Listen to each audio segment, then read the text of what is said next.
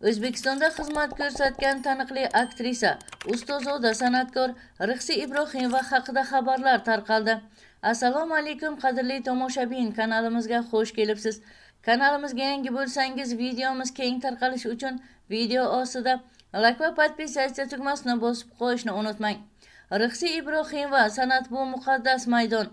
U yerda ochiq-sochiq kiyinish yoki bo'xtonda o'rin yo'q deydi.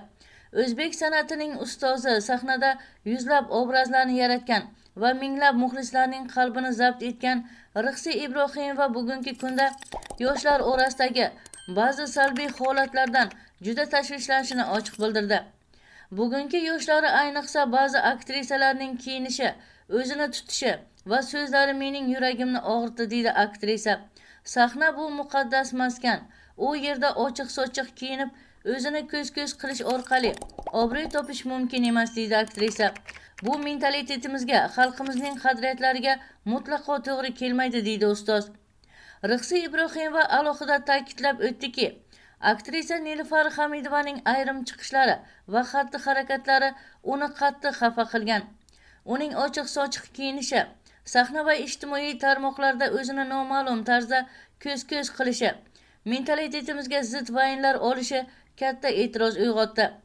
Aktrisa degani o'zi bilan birga millat yuzini ham namoyon etadi. Agar u sahnada ochiq kiyinib chiqsa, o'zini tuta olmasa, bu nafaqat uning, balki butun san'atimiz uchun sharmandalikdir. Nilufar kabi qizlar bugun o'zini tarbiya qilmasa, ertaga avlodlarimizga qanday namuna bo'ladi, deb qattiq bayonot bilan chiqdi Rixsi opa. Ustoz san'atkor yana bir jihatga to'xtalib, Nilufar Hamidovaning hamkasbi Shohida Uzoqovaga nisbatan aytgan bo'xton va yolg'on gaplarni qattiq qoraladi. San'atkorlar o'zaro bir-birini qo'llab-quvvatlashi kerak, lekin biri boshqasi haqida yolg'on, bo'xton so'zlab obro' to'kishi mutlaqo kechirilmas holat, deydi aktrisa. Bu nafaqat san'atga, balki butun ma'naviyatimizga dog' tushiradi. Rixsi Ibrohimovaning ta'kidlashicha, san'at xalqqa xizmat qilish, ma'naviyatni yuksaltirish yo'li. Unda o'yin, kulgi, ochiq sahnalar, bo'xtonli gaplar uchun o'rin yo'q, deydi aktrisa. Kimdir sahnani o'zini reklama qilish vositasiga aylantirayotgani eng katta fojia. Bu holatni butun jamiyat, ayniqsa xalqimiz katta qarshilik bilan qabul qiladi, deydi aktrisa. Rixsi Ibrohimovaning so'zlari bugun san'at olamida katta muhokamalarga sabab bo'lmoqda.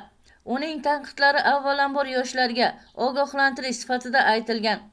Ustoz san'atkor shunday xulosa qiladi: millatning yuzi bo'lib turgan sahnada ochiq-sochiq kiyinish, bir-birini bo'xton bilan ma'naviyatga zid vayinlar olish mutlaqo mumkin emas, deydi aktrisa.